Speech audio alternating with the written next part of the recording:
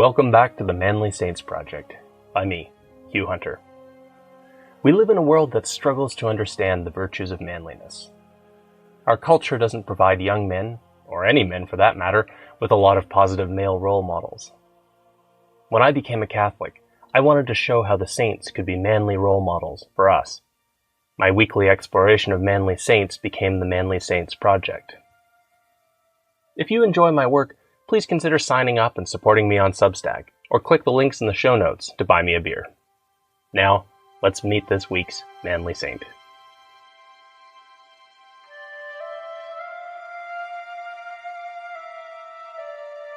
Join me today to meet the priest who created a military order.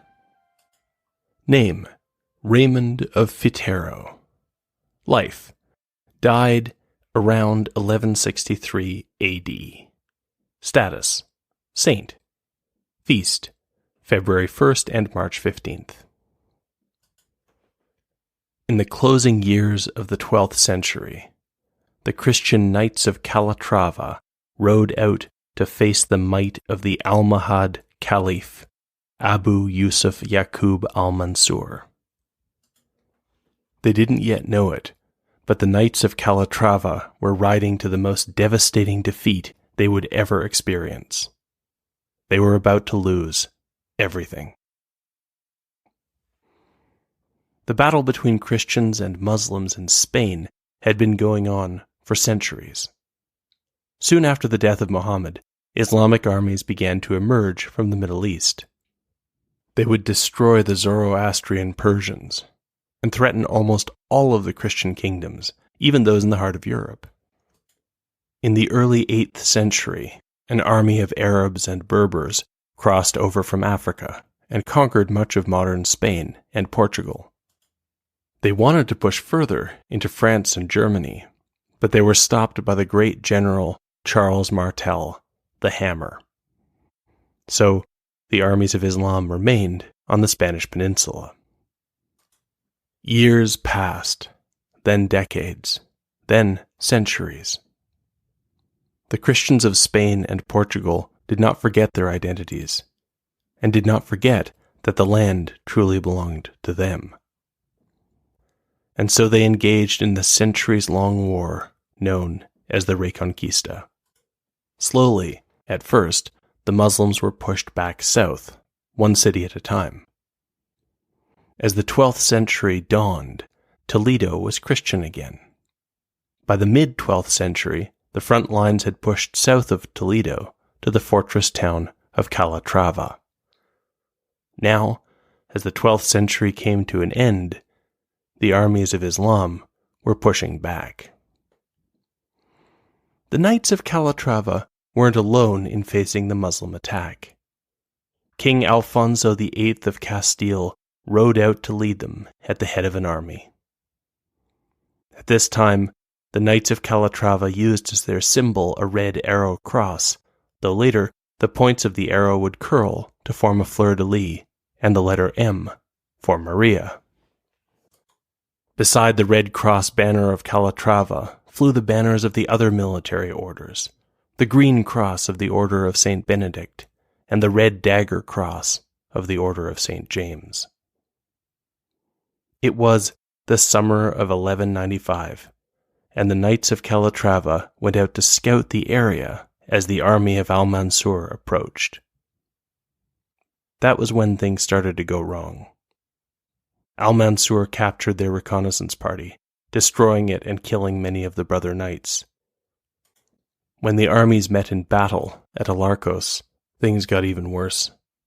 After initial successes, the Christians found themselves worn out and pushed back. The Christian formations collapsed. King Alfonso fled to Toledo. The Grand Masters of the Order of St. Benedict and the Order of St. James died on the battlefield. The Master of the Knights of Calatrava had survived, but the shame of the disaster had left him a broken man who could not carry on in his position. Al-Mansur ravaged the area, capturing most of the territory that had belonged to the Knights of Calatrava. Al-Mansur even captured their home fortress, Calatrava itself. With their forces crushed, most of their brother knights dead, and the fortress that gave them their name in enemy hands, Al-Mansur probably expected the Knights of Calatrava to wither away. But if he had heard the story of Saint Raymond of Fitero, the order's founder, Caliph Al-Mansur might not have been so certain. Raymond of Fitero begins to emerge from the mists of history in the middle of the 12th century. We think he was born in France, or maybe in northern Spain. Raymond probably spent most of his life in the church. He became a priest. We catch a glimpse of him in the north of modern Spain, affiliated with a church in Tarazona.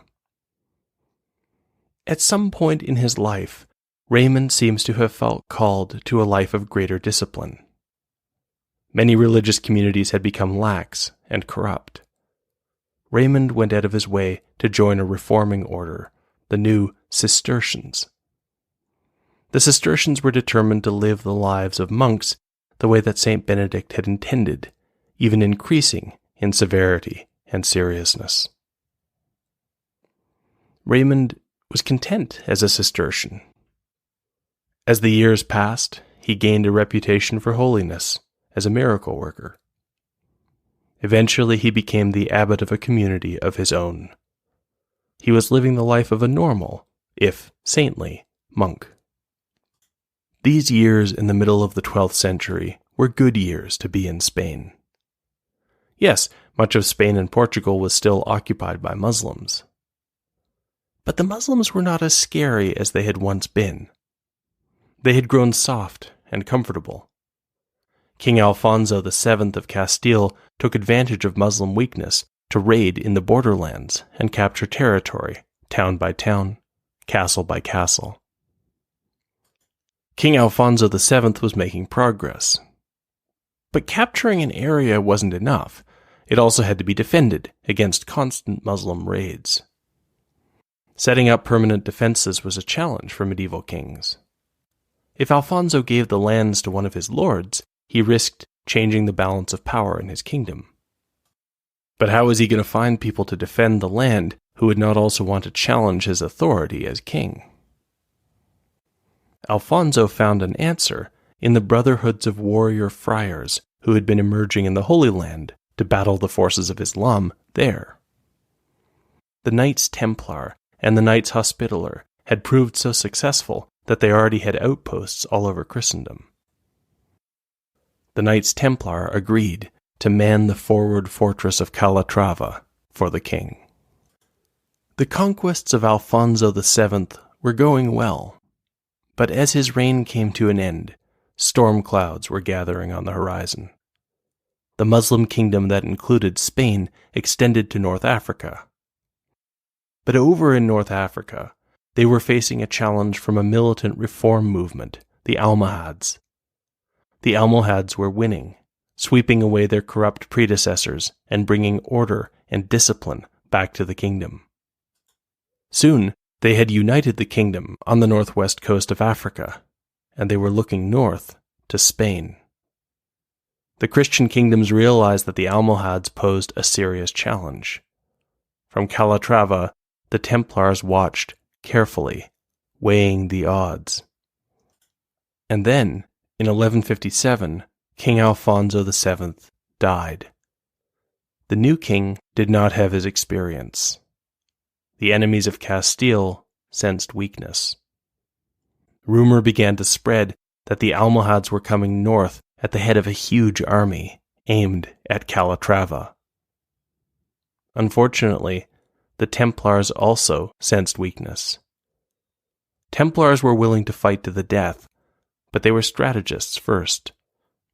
They concluded that Calatrava could not be defended, and told the new king that they were pulling out. The renewed Muslim threat cast a shadow over the celebrations for the crowning of the new king in Toledo, to which even Abbot Raymond of Fitero had been obliged to come.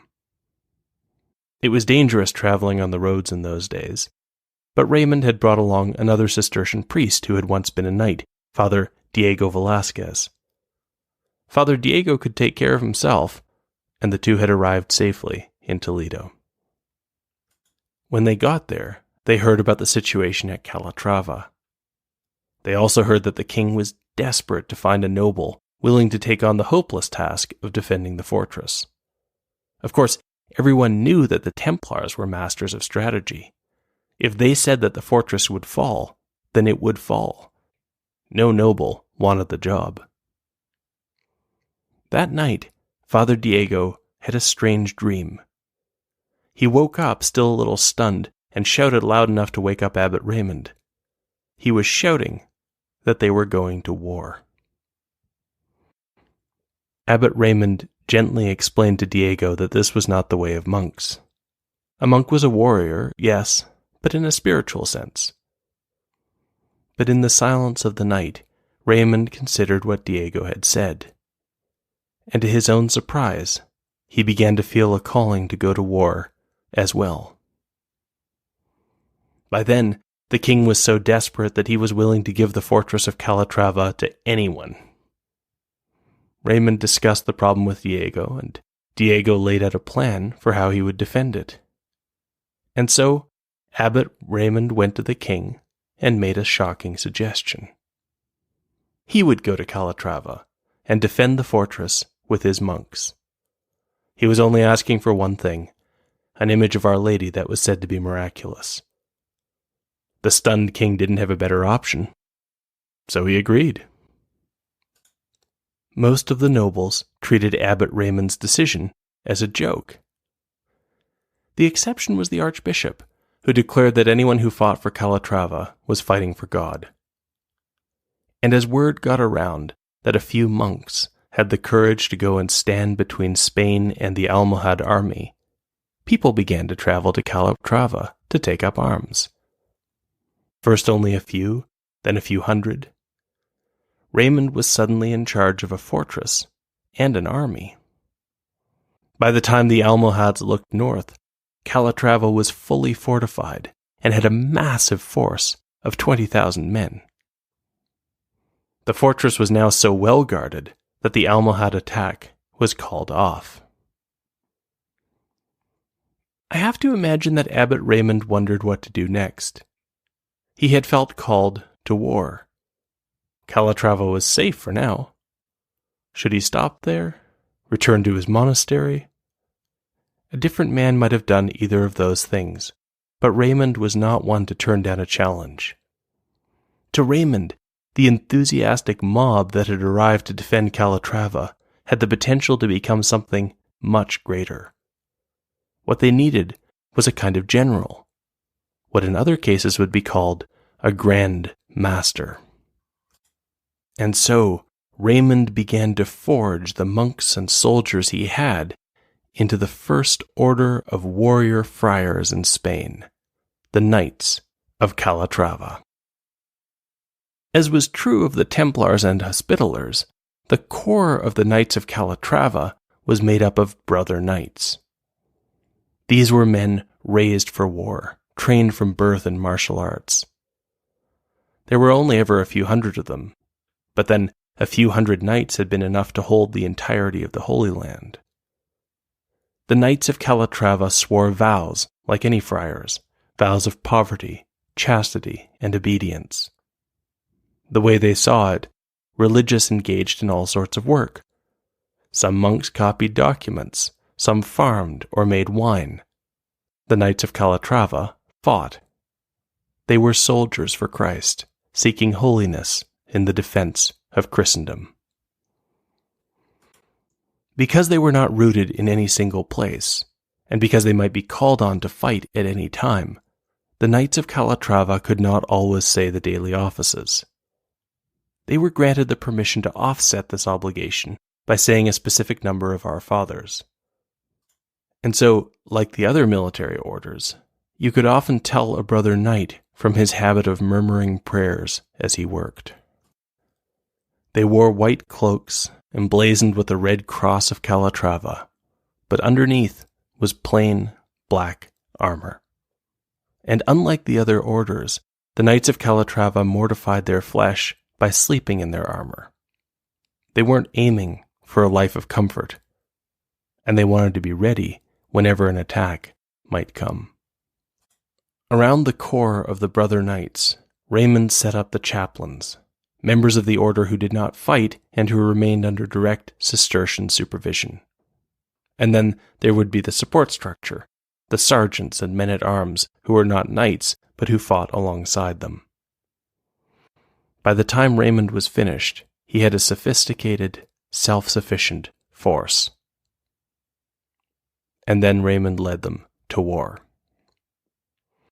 The Knights of Calatrava rode out to begin conquering the areas around them, creating a heavily defended buffer between the Christians and the Muslims. The new king, Alfonso VIII, was delighted to have their assistance. He was even happier when other orders arose to imitate what Raymond had done. Abbot Raymond died in 1163. Almost immediately, people began to report miracles at the tomb of the warrior priest. His spirit of determination continued to drive the Knights of Calatrava, who went from victory to victory as the 12th century progressed, until the crushing defeat at the hands of Al-Mansur in 1195. Al-Mansur all but wiped out the Knights of Calatrava. They lost their territory, and Al-Mansur recaptured Calatrava itself, depriving them of the fortress for which they were named. The Templars would have advised a cautious retreat to regroup and fight again. But that was not the way of Saint Raymond. The Knights of Calatrava regrouped around a new fortress.